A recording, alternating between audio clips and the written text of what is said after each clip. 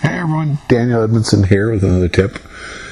Today's tip is on how to really take your art to the next level. And quite frankly, it's going to seem weird to you, and a lot of you may not think this applies to you, but I guarantee it applies to almost every one of you. And that is by teaching. And I know you've heard people say that the teacher learns more than the student. And I'm here to tell you that that is exactly true. And I'll tell you why, for a couple reasons. One is because you really do learn from your students, because they will do things in their paintings that never occurred to you. And you'll say, oh, wow, that's how you could do that. Sure, that makes sense. And so you'll get all these really great ideas from that. But that's not really it. That is one place you get it. But the real way that you get a lot out of teaching is it forces you to formulate your ideas and take your ideas about art and take them from those deep cobwebbed recesses of your brain and bring them forward and forces you to make some sort of sense of it to the point where you can actually speak and sound like you're intelligent about the whole thing.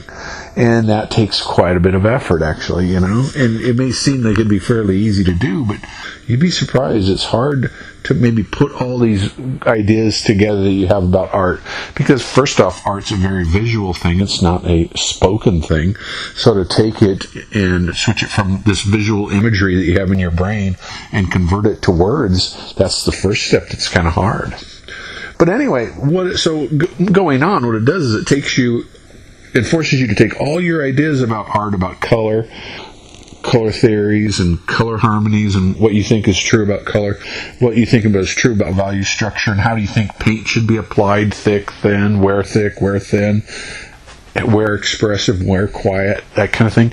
And it takes all these elements and all the other elements too, and it forces you to bring them together in some sort of a cohesive way, so that when you're talking to people, you can, first off, make it not sound like you're an idiot, and secondly, say it in such a way that they can understand it.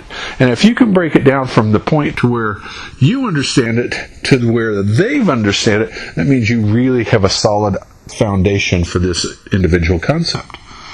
And so, hopefully I've sold you on teaching now. Now the next step is everyone, and probably a lot of you are saying, oh, but I'm not good enough to paint or to teach. And quite frankly, that's just not true. All you have to do is find 10 people that are worse than you. And since about 99% of the population doesn't even paint, that makes your job of finding students pretty darn easy. And even if you only start with 1 or 2, and maybe starting with around 5 isn't a bad way to go anyway if you've never taught before. And just start with 5 and see how they respond to it, and see how you like it. But mostly keep it a very friendly, light environment. That's the real secret, I think, to being a successful teacher. Not only for them, but for you as well.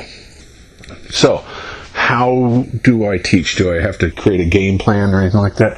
No, just start by spilling out whatever you know. And if that's going to freak you out to go in cold turkey like that, lay out a lesson plan. Say, today we're going to talk about underpainting or toning a canvas and starting a canvas. And then the next week we're going to talk about the different kinds of block in. And then the next week after that we'll talk about the way to mix color. You see what I'm saying? You can break it down if you need to. That's not my style, but my style of teaching isn't right for everybody, so you have to figure out what it is you'd like to do.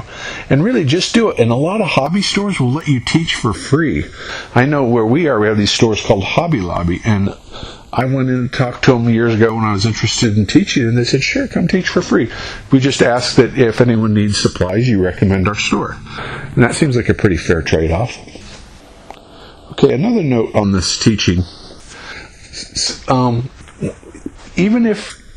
If you don't know what to teach, just take what I've taught you through these lessons and through my tips and just regurgitate that to your students. I guarantee that's good information, and they'll like it. Now, it may be over some of their heads, but that's why you just start slow and see where everyone's at and just custom tailor your lessons or your instruction to each person. You cannot teach group people how to paint. It's very difficult. So you just go around and teach each person individually, 5 minutes at a time, what they need to hear. And trust me, the 5 minutes that you'll give them will easily last them an hour till you get around to them again or whatever. So anyway, think about it, and I guarantee you'll be shocked at how much you'll learn from your students. All right, that's it. That's Dan with another tip of the week. Have a fantastic day. Peace out.